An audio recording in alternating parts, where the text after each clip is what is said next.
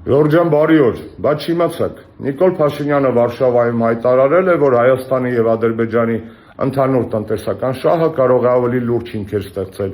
կայունության համար, քան համաձայնագրերն են ու փաստաթղթերը։ Դա կատարյալ տգետ հայտարարություն է մի մարդու, ով չգիտի պատմություն, քաղաքագիտություն կամ դիտավորյալ մեզ մոլորեցնում է եւ այդ դեպքում նա ոչ թե տգետ է, այլ ամբարո, հերթական անգամ։ Ինչու՞։ Պատմությունից, քաղաքագիտությունից հայտնի են բազմաթիվ դեպքեր, երբ որ ընդհանուր տնտեսական շահը չի ամրապնդում կայունությունն ու խաղաղությունը։ Առաջին խումբ օրինակներ։ Եվրոպական միության տարբեր երկրներում կան ռեգիոններ, որոնք շատ շահկապված են մայր երկրների տնտեսության հետ, սակայն եւ օրինակ Կատալոնիայում եւ Շոտլանդիայում դա չի կանխում անջատողական շարժումները եւ անջատողականության եւ անկախության ձեռքբերման գերնպատակը այդ ժողովուրդների համար։ Երկրորդ խումբ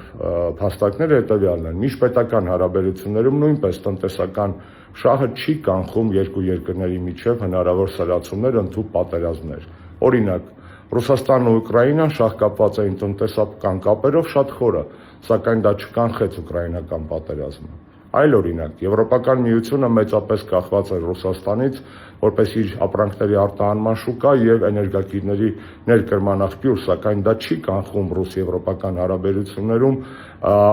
աննախադեպ սրացումները։ Այլ օրինակ, չկան երկու երկրներ, որոնք ավելի են շահկապված տնտեսական առումով, քան Չինաստանն ու Ամերիկայի Միացյալ Նահանգները, սակայն դա չի կանխում երկու երկրների միջև լարվածության աճը եւ գեոպոլիտիկ պայքարը։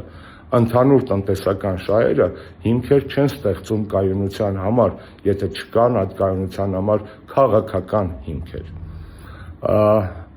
Վերջիվերջո Սովետական միությունը փլուզվեց 15 պետությունների, որոնք մինչ այդ շահկապված էին իրար հետ տնտեսական կապերով առավել քան որևէ այլ քաղաքական կամ տնտեսական տարածք։ Եվ վերջին փաստարկը, եթե երկու պետությունները սկսում են տնտեսական հիմքով բացառապես կայունություն կառուցել, ապա ակնհայտ է, որ առաջանում է տնտեսական էքսպանսիայի վտանգ, ուժեղից դեպի թույլ, մեծ փողերով ավելի աղքատ կամ թույլ երկիր մտնելու հնարավորություններ։ Եվ այդ տնտեսական էքսպանսիայի հետևանքները, որոնք իբր խարսխված են ընդհանուր տնտեսական շահի համար, նույնպես տեսանելի են անգամ մեր ռեգիոնում։ Օրինակ, վրացական տարածք հանդիսացող Աջարիայում, որտեղ թուրքական կապիտալը պարզապես զավթել է կամ զավթում է աջարական էկոնոմիկան։ Եվ այսպես Նիկոլ Փաշինյանի հերթական լոլոները եւ